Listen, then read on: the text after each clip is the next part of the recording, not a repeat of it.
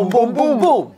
Moi drodzy, to jest kolejny odcinek Kanga No Comments. Dzisiaj oczywiście będziemy mówili o tym, jak będzie wyglądało dalej nasze wspaniałe IEO, ale zanim o tym opowiemy, to chcemy sobie podyskutować o tym, co w trawie teraz piszczy.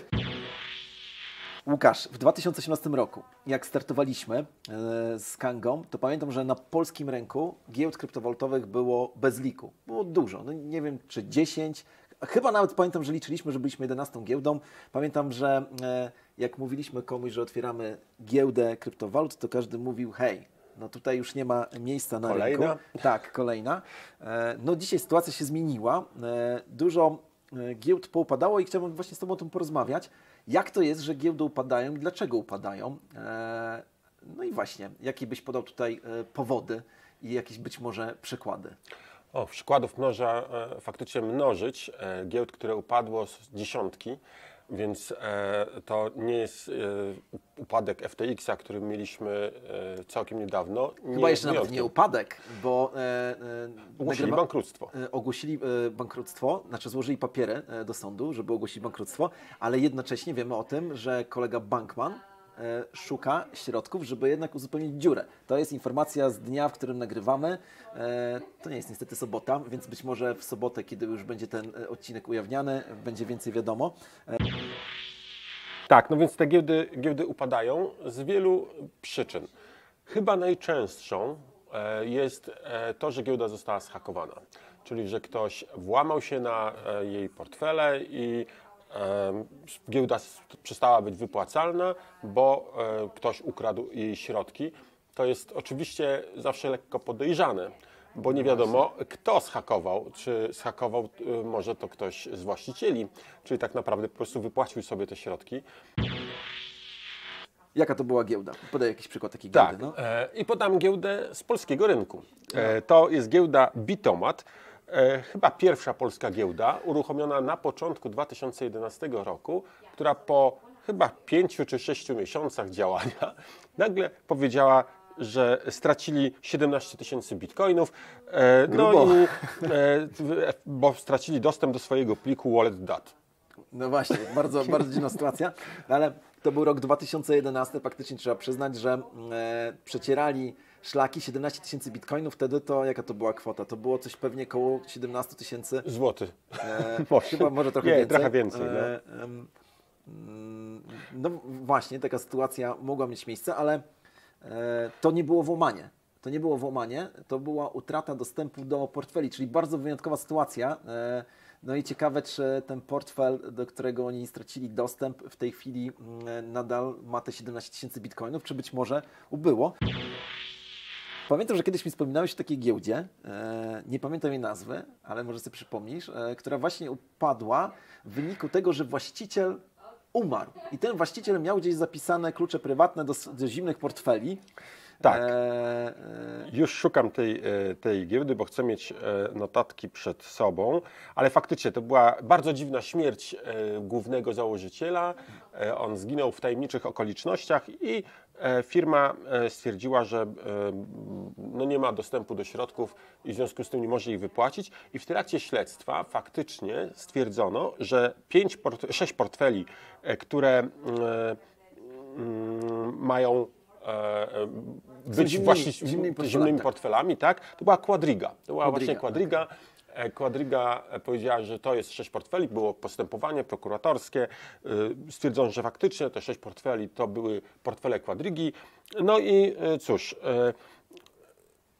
śledztwo sobie postępowało, a tu nagle trochę ubyło. Tak, z 5 portfeli wypłacono środki, zrobiło się małe zamieszanie. Tam dodatkowo jeszcze było podejrzenie, że właściciel tak naprawdę stosował schemat Ponziego, żeby rozkręcić giełdę i to też mogła być jedna z przyczyn upadku giełdy, więc tą przyczynę bym nazwał po prostu złe intencje prowadzącego, tak? Czyli on nie miał dokładnie poukładanego biznesu, nie umiał tego zrobić, może świadomie, może nieświadomie, ale no, jednak okradł swoich tak, ale ten prowadzący tą giełdę właśnie w Quadridze, jeżeli dobrze zrozumiałem, on po prostu umarł, tak? Tam jest jakieś podejrzenie, że może jednak nie do końca umarł. Tak, że trumna była pusta i to nie do końca się udało. Jakie są inne jeszcze powody, które sprawiają, że giełdy upadały? No, bardzo ciekawą sytuacją jest giełda na przykład Yakuna. Yakuna. Japońska giełda? Nie, tak Yakuna jest brytyjska, co więcej w pełni regulowana giełda. Platforma pozwalała handlować bitcoinem, litecoinem, dodgem i notowania były do euro i do funta. No i wszystko było dobrze, działali, aż nagle 13 października 2015 roku ci, którzy weszli na stronę giełdy, mogli przeczytać następujący komunikat. Bitcoin jest wspaniałą technologią i jesteśmy dumni, że opracowaliśmy jedną z pierwszych europejskich giełd wirtualnej waluty, ale wszystko się skończyło. I to wszystko. Pamiętasz taką giełdę Mt. Gox? Tak. No właśnie, pamiętam. To była bardzo ciekawa historia. Ona jest o tyle ciekawa, ponieważ tak naprawdę losy tej giełdy dotyczą nas również dzisiaj. Tak, 850 000 bitcoinów, tyle stracono. Część środków udało się odzyskać i cały czas czekają na rozdysponowanie przez prokuraturę japońską. No właśnie, to jest też bardzo dziwna sytuacja. Wszyscy wiemy o tym, że kiedy te środki zostaną udostępnione użytkownikom, no to na rynku może dziać się bardzo dziwna sytuacja, no bo spodziewamy się gwałtownego zrzutu. To jest również bardzo ciekawa sytuacja, dlatego że tak jak powiedziałeś, istotną część, chyba nawet większą część środków, które były zdeponowane na portfelach tej giełdy, udało się odzyskać, a to oznacza, że tak naprawdę ci ludzie, którzy żyją jeszcze dzisiaj, mają gwiazdkę z nieba, tak? Mówię o użytkownikach, którzy korzystali z Mt. Goxa, bo kiedyś pamiętam, ktoś powiedział, że najlepszą metodą na hodlowanie jest po prostu zapomnieć o tym, że się ma kryptowalutę. Tak. Tutaj w tym wypadku akurat ludzie nie zapomnieli, tylko zabrano im dostęp, ale te kryptowaluty odzyskają i to jest chyba bardzo, bardzo wyjątkowa sytuacja, jeżeli chodzi o upadłość. Ciekawy będzie sposób rozdzielenia, bo tutaj nie wiem, czy to zostało do końca ustalone. Zastanawiałbym się, czy przypadkiem nie okaże się, że nie będę dostawał bitcoinów, tylko będę dostawał równowartość bitcoinów liczonych według kursu z dnia zamknięcia. Gdyby tak było, to byłoby to naprawdę straszne, bardzo przebiegłe i straszne, ale powiedzmy regulatorów pewnie stać na taką decyzję. Podsumujmy jeszcze raz. Utrata dostępu do portfeli, bardzo rzadka sytuacja. Hak polegający na tym, że środki z zimnych i z ciepłych portfeli, czy z gorących zostały skradzione, gdzieś indziej przesłane. Jakie jeszcze inne powody? Śmierć właściciela, tak jak powiedzieliśmy, ale później w niezwykłych okolicznościach te środki zostają uwolnione. Co jeszcze? No, mogą być na przykład regulacje. Niektóre giełdy przestraszyły się regulatorów, może nie miały faktycznie tego dobrze poukładanego, nie działały zgodnie z prawem, a może po prostu się przestraszyły, że mogą mieć jakieś problemy później i taką giełdą, która oficjalnie podała, że przyczyną jest właśnie problem z regulacjami, to była polska giełda również CoinRoom. Tak, to jest w ogóle ciekawe, bo ta giełda powstała względnie niedawno. W 2017 roku kwiecień, czyli przed Kangą. Okay. A kiedy zamknęła się? 2 kwietnia 2019 roku, ponieważ została wpisana na listę ostrzeżeń KNF-u, powiedziała, że wypowiada umowę wszystkim swoim użytkownikom i daje im odpowiedni czas na wypłatę środków. Odpowiedni czas, czyli miesiąc? 1 dzień. No ale oczywiście później również w toku wyjaśnienia firma oświadczyła, że dodatkową przyczyną był fakt, że mieli problem z własnym systemem bezpieczeństwa, czyli prawdopodobnie zniknęły im również środki. Oczywiście znowu tu raczej można się zastanawiać, czy te środki zniknęły, bo ktoś się włamał, czy też raczej mamy tu do czynienia z jakimś wewnętrznym działaniem i ktoś z firmy przejął, tak użyjmy takiego słowa, przejął te środki, więc to jest niewyjaśnione do tej pory. Natomiast muszę powiedzieć, że jeżeli wpisanie na listę ostrzeżeń naszego umiłowanego regulatora sprawiło, że jakaś giełda się zamknęła, no to jest to bardzo ciekawy case i tutaj pozostawmy to naprawdę bez komentarza dalej. Zanim przejdziemy do tego FTX-a, który No, w sumie to jeszcze nie jest nudne jak flaki z olejem, ale niedługo już będzie. Zobaczymy, co tam w TXM będzie. Czy były jeszcze jakieś upadłości albo zniknięcia takie bardzo ciekawe? No, mnie najbardziej interesują te właśnie niewyjaśnione, szczególnie z kuriozalnymi komunikatami umieszczanymi na stronie giełdy. Jedną z takich giełd jest giełda Vault of Satoshi i to była kanadyjska giełda i oficjalnie uruchomiona w październiku 2013 roku i po niecałych 2 latach platforma skończyła działalność, umieszczając komunikat na swojej stronie. Uwaga! Chcielibyśmy zapewnić społeczność, że nie ma to absolutnie nic wspólnego z niewypłacalnością, kradzieżą funduszy lub jakimkolwiek innym niefortunnym scenariuszem. I tyle. I tyle. Koniec. Tak. Więc pogratulować za pomysł. My na polskim podwórku pamiętamy upadek polskiej giełdy, dość głośny. To była swego czasu druga giełda. Chodzi o Bitmarket. Tak. Pamiętasz na pewno. To był, jeżeli dobrze pamiętam, rok 2020. Tak mi się wydaje, że to był rok 2020. Lipiec 2019. No okej. Dziękuję, że mi poprawiłeś. I to była głośna upadłość nie tylko z tego względu, że faktycznie ludzie w Polsce utracili środki, ale związane to było również z pewnym wypadkiem śmiertelnym, tak? Bo to... Tak. Jeden z założycieli Bitmarketu zginął w podejrzanych okolicznościach. W sensie popełnił samobójstwo w podejrzanych okolicznościach. I dodajmy jedną rzecz, że to nie był założyciel, tylko to był inwestor, który finansował przejęcie Bitmarketu od poprzednich właścicieli. Tam tych przejęć było kilka. Nie wiem, jak sprawa wygląda do dzisiaj. Tutaj można by było zajrzeć w akta, ale faktycznie wszystkich to dotknęło. No, szczególnie to samobójstwo, bo dodajmy, że pan Tobiasz Niemiro, bo chyba tak nazywał się ten inwestor, kilka dni przed samobójstwem rzekomym udzielał szeroko wywiadów w mediach, gdzie tłumaczył się z tego, mówił, że jest mu przykro i że nie uczestniczył w podejmowaniu decyzji. On był tylko tak naprawdę finansującym, a nie podejmującym decyzję. Tam w jednych z oficjalnych dokumentów było powiedziane, że środki klientów zostały wykorzystane do spekulacji i w wyniku tej spekulacji firma straciła ponad 20 000 bitcoinów. No właśnie. Bitmarket był jedyną polską giełdą, która miała dość ciekawe narzędzie. Żadna inna polska giełda jak dotąd nie odważyła się tego zrobić. Co to było? Dźwignia. Handel z dźwignią. No to jest faktycznie narzędzie wymagające już zaawansowanych rozwiązań technicznych i w moim odczuciu wysoce ryzykowne. Dodatkowo można się zastanawiać, czy na pewno i zawsze jest to dobry instrument do handlu, szczególnie kryptowalutami, które mają zmienność bardzo, bardzo dużą i efekt tego raczej jest taki, że wszyscy, którzy grają na dużych dźwigniach, kończą raczej z pustym portfelem. No tak, ale oczywiście są momenty euforii i wielkiej radości, przynajmniej przez chwilę. Tak.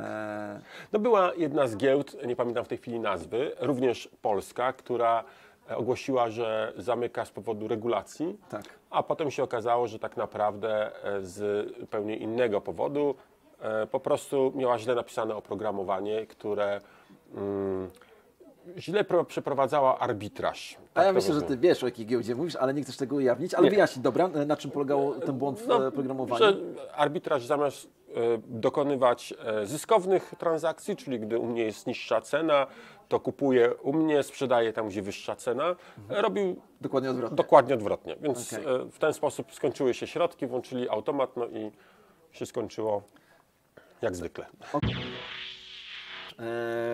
Nie powiedzieliśmy o jednym ważnym powodzie, dla którego giełdy mogą upadać, zwłaszcza te mniejsze.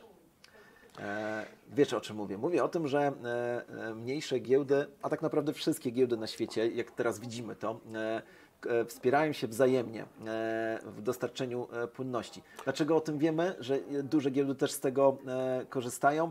No bo widzieliśmy teraz dziwne przelewy pomiędzy na przykład Crypto.com a Gate.io, tak? W obie strony. Omyłkowy przelew. Tak, i to na jakieś potężne pieniądze. 230 000 ETH. No, bo każdy może się pomylić. No, komuś się nie zdarzyła taka pomyłka. Tutaj trzeba jasno powiedzieć, że jest to faktycznie duże ryzyko, tak? No bo kto by pomyślał, że druga co do wielkości giełda na świecie upadnie. Dużo giełd na pewno wspierało się płynnością z tamtej giełdy. No, kilka giełd przyznało się do tego, że faktycznie przechowywało środki, ale zwykle to nie były bardzo duże środki. Z tego co pamiętam, Crypto.com przyznało się, że miało 10 milionów dolarów czy 11 milionów dolarów, czy takie środki o takiej wartości miała na FTX-ie. No ale biorąc pod uwagę całe aktywa, które wynoszą prawie 3 miliardy dolarów, no to utrata tych 10 milionów nie jest czymś strasznym. Podejrzewam, że z działalności operacyjnej będą w stanie pokryć te straty. No ale tak, to prawda, system naczyń połączonych jest, dlatego nawet gdy się wysyła do pewnej giełdy, to potem się może okazać, że ona taka pewna nie jest. Mnie natomiast zaskakuje niesamowicie dynamiczny rozwój FTX-a, bo to oto giełda, która startuje w 2019 roku, nikomu nieznana, w ciągu 2 lat zaczyna być liderem rynku. Liderem mówię tak umownie, no bo to jest giełda, powiedzmy, była druga, ale bardzo blisko Binance'a. No i po 3 latach nagle okazuje się, że tam tak naprawdę przekręt gonił przekręt. Kreatywna księgowość rozbudowana dużo bardziej niż w Enronie, więc bardzo, bardzo dziwna sytuacja. Tam jeszcze w grę wchodzą oczywiście powiązania polityczne. Okazuje się, że szef SEC-u był jakoś powiązany z SBF-em. Co więcej, szef SEC-u wcześniej był pracownikiem pewnego profesora, którego córka była dziewczyną SBF-a. Więc jakieś takie dziwne sytuacje. Można by się zastanawiać, czy przypadkiem tutaj nie doszło do jakiegoś świadomego nadużycia. Natomiast właśnie poruszyłeś ważny temat. Czy jesteśmy w stanie rozpoznać, które giełdy są niebezpieczne albo które mogą upaść? Ktoś kiedyś powiedział, że giełdy kryptowalut dzielą się na te, które były zhakowane i na te, które zostaną zhakowane. No, historia pokazuje, że jest to dość mocno prawdziwe zdanie. Ale czy są jakiekolwiek parametry, po których możemy rozpoznać, że powinniśmy jakichś giełd unikać? Ty powiedziałeś o jednym ważnym, to znaczy nadzwyczaj szybki rozwój. Tak, no bo jakby giełda to jest bardzo skomplikowany mechanizm. No to właśnie. nie jest proste rozwiązanie. Inaczej zarządza się małą giełdą, inaczej zaczyna się zarządzać giełdą, która ma miliony użytkowników i jeżeli giełda z małej staje się duża w ciągu roku, no to jestem przekonany, że infrastruktura i rozwiązania, które są tam zastosowane, nie są gotowe na tak duży ruch. I to już to albo będzie się to odbywało, ten rozwój będzie się odbywał kosztem wydajności, albo kosztem jakości obsługi użytkowników, albo wygody działania samej giełdy, albo, i to jest najłatwiej poświęcić, bo tego nie widać, kosztem bezpieczeństwa. A czy zwróć uwagę, że Binance, o którym w 2017 roku chyba za dużo jeszcze nie było wiadomo, dzisiaj jest liderem i to powiedzmy sobie szczerze, on jest arcyliderem, to znaczy pomiędzy pierwszym miejscem, na którym siedzi Binance, a drugim, teraz nie wiem jaka giełda jest, pewnie OKX albo coś takiego, chociaż nie sprawdzałem tego, być może OKX jest niżej, odległość jest po prostu gigantyczna, no nie? Tak. Czy to... I teraz pewnie każdy, kto nas ogląda, sobie myśli, pewnie chcą przygadać CZ-owi, natomiast faktycznie ten rozwój był bardzo, bardzo szybki. CZ na pewno nie jest w stanie kontrolować tych wszystkich nowych rozwiązań, które na Binance się pojawiają. To musi być bardzo duży zespół zaufanych osób. No, mnie najbardziej może nie irytuje, ale martwi fakt, że Binance to jest po prostu chińska giełda. Tak. I w związku z tym boję się, że może zostać wykorzystana do celów politycznych albo po prostu nagle zamknięta przez szefa partii komunistycznej Chin, bo tak. No, na pewno, znaczy ja wyrażam przekonanie, to jest moje osobiste przekonanie, że Binance jest na pewno bardzo dobrym dostarczycielem pewnych informacji do pewnych osób. I to jest moje osobiste przekonanie, nie mówię, że wiem, że tak jest, to jest pewna intuicja.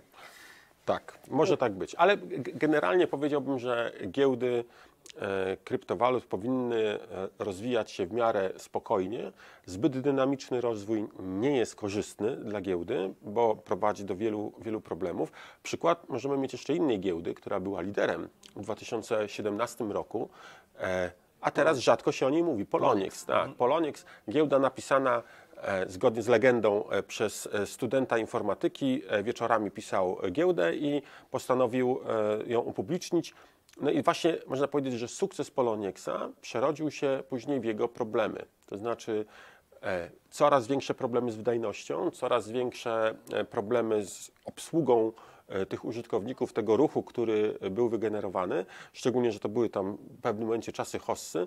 No i faktycznie wydaje się w tej chwili z perspektywy czasu, że tam nie doszło do tego nadużycia związanego z poświęceniem bezpieczeństwa na rzecz rozwoju szybszego giełdy, infrastruktury, zwiększenia wydajności i dostarczania nowych narzędzi, ale właśnie wybrana została taka właściwa droga, to znaczy w pewnym momencie tam się pojawił nawet bardzo duży inwestor, który dokapitalizował spółkę i można było nie tylko zająć się bieżącą obsługą giełdy, ale również po prostu przepisać oprogramowanie na nowo.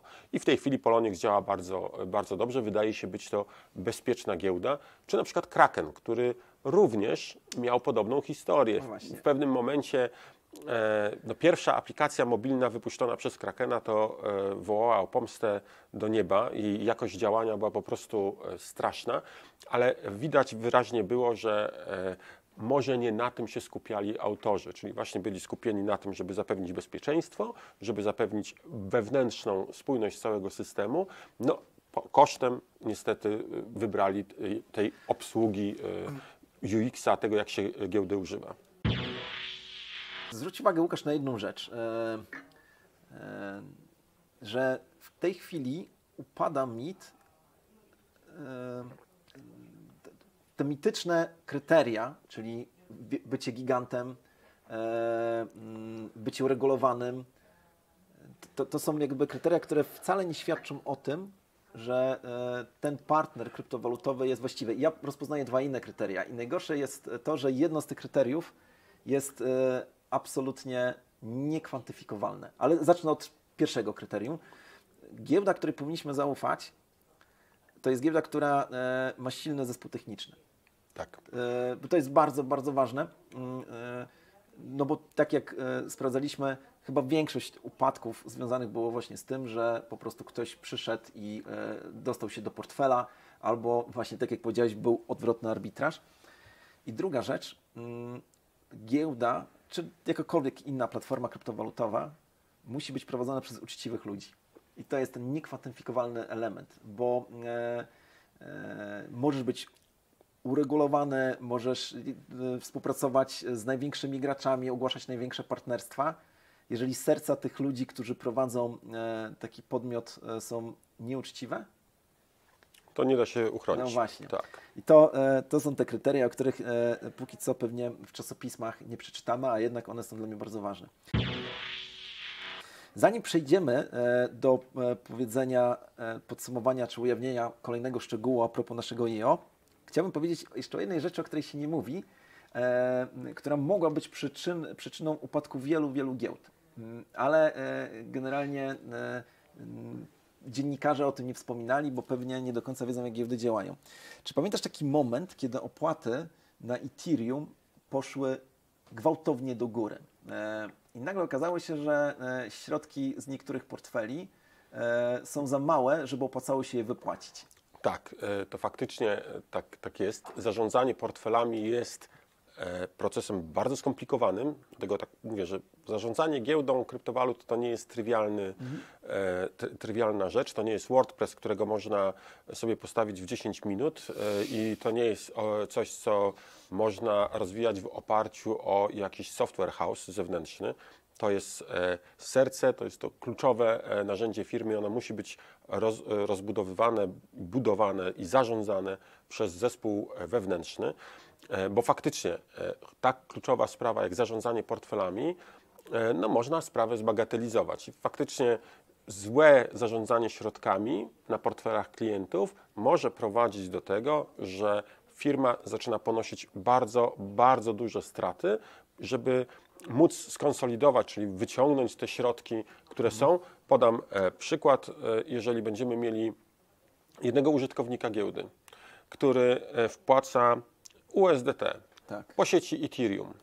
To co to znaczy? To znaczy, że jeżeli ja tam wpłacę powiedzmy $1000, to te dolary są nie do ruszenia, ponieważ na tym koncie Ethereum do moich wpłat najprawdopodobniej nie ma w ogóle Ethera, który by umożliwił wypłacenie tych środków gdzie indziej.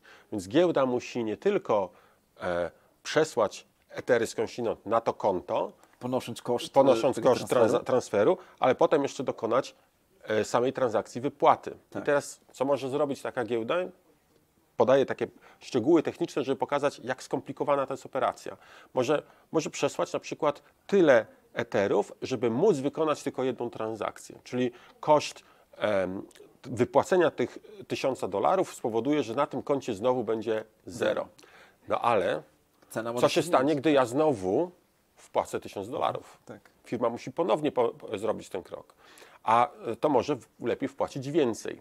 No ale jeżeli firma wpłaci więcej, to się może okazać, że owszem, to wystarczy na 2, 3, 4 przelewy, a potem znów zabraknie Etherów. No i oczywiście ta zmienność gazu, zmienność kosztu gazu, ceny gazu może też prowadzić do bardzo trudnego zarządzania i wiem to, bo analizowałem wiele giełd, wiele tych systemów, jak one działają, to faktycznie koniec końców kończy się na tym, że na niektórych źle zarządzanych giełdach na setkach albo powiedzmy dziesiątkach tysięcy kont są bardzo drobne kwoty, których nie opłaca się wypłacić, bo koszt wypłaty jest wyższy niż koszt transferu tych środków pomiędzy kontami. No, niż to, co jest deponowane na tych portfelach. No właśnie, to jest bardzo ciekawe.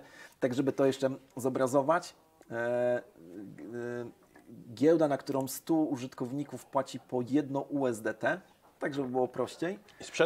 Wszyscy sprzedadzą to jednej osobie. Tak, i ta osoba wypłaca 100 USDT, to oznacza, że giełda musi ponieść 200-krotność przelewu. Dlaczego 200-krotność?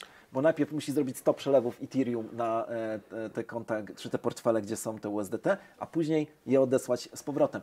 I to jest bardzo ważny element, bo bardzo często zastanawiamy się, dlaczego opłaty za wypłaty z giełdy różnych kryptowalut są większe niż przeciętne opłaty na blockchainie. Dlatego, że giełda musi zarządzać no właśnie tą gospodarką konsolidacyjną. Tak. Słuchajcie, właśnie odkryliśmy, że tutaj z Łukaszem się produkowaliśmy przez jakąś część i okazało się, że dużo powiedzieliśmy, a nie zostało nagrane. Więc zaczynamy na nowo. Łukasz, musimy teraz powiedzieć coś nowego na temat naszego IEO, tak? Bo podczas ostatniego specjalnego wydania kwadransu z Kangą w czwartek powiedzieliśmy, że 50% tokenów, które skupimy w ramach naszej akcji, przeznaczymy na rozdysponowanie jako nagroda na portfele POS-owe. Tak. Czyli te tokeny, które skupimy każdego dnia, połowa kwoty, czy połowa Kang zostanie wysłana jako dodatkowe uzupełnienie nagrody POS-a. W związku z tym liczymy na to, że ten POS będzie dużo bardziej atrakcyjny dla tych wszystkich, którzy są naszymi hodlerami, którym wszystkim gratulujemy i dziękujemy za wspieranie nas przez ten cały czas. No ale Sławku, co zrobimy z tą drugą połową? No, zanim jeszcze powiem, co zrobimy z tą drugą połową, to chciałem powiedzieć, że ogłosiliśmy konkurs, tak? Konkurs, gdzie prosiliśmy o to, żebyście powiedzieli, co powinniśmy z tą drugą połową zrobić i wyniki tego konkursu, czyli zwycięzcę, ogłosimy we wtorek podczas kwadransu z Kangą. A tutaj okazuje się, że prawidłową odpowiedzią, co zrobimy z tą drugą pulą tokenów, jest to, że podjęliśmy w końcu tą niezwykle ważną decyzję dla każdego tokena. Chcemy, żeby nasz token był wyjątkowo czy wybitnie deflacyjny, a to, Łukasz, oznacza, że będziemy co robić z tokenem? Będziemy go spalać. Tak jest. Brawo. Faktycznie połowę tokenów, które skupimy podczas tej akcji, będziemy systematycznie przeznaczać na spalanie. Systematycznie, to znaczy dzień po dniu będziemy wysyłać na adres 000 i tak dalej. Tak? Także będzie można to sprawdzać na blockchainie, będzie można zobaczyć, że to, co napisaliśmy, faktycznie zostało wysłane. Tutaj w pełni jesteśmy transparentni, będzie można bez większego problemu nas weryfikować. Tak jest, także śpieszmy się kochać tokeny KNG, bo zaczną nam szybko odchodzić i będzie ich coraz mniej. No i co, Łukasz, to chyba wszystko. Dzisiaj się rozgadaliśmy.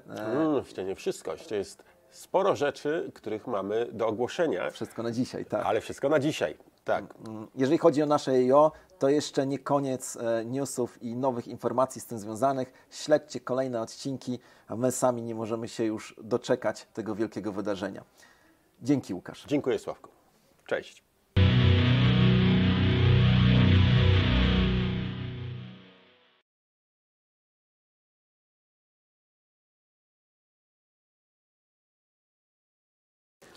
Nagrywamy już, tak? No to będzie ktoś musiał robić codziennie. No wiem, ale ludzie, wiem, że to też będzie, pewnie ludzie będą mówili, o dzisiaj mniej, tam więcej. Nie będziemy się wygłupiać teraz. Okej, to jest teraz dobry moment, żeby Łukasz znalazł, właśnie spojrzał w swoje notatki, które są tutaj bardzo gęste i płodne. Nie wiem. Quadriga to była taka giełda. Nie, to nie była Quadriga. Masz pomysł? Nie, chodzi mi o to, że powiedziałem, że nie będziemy się wygłupiać, więc na pewno to będzie na końcu. No. Tym razem będzie normalnie. Wszystko się udało, bez cięć. Z cięciami to zobaczysz, jak będzie.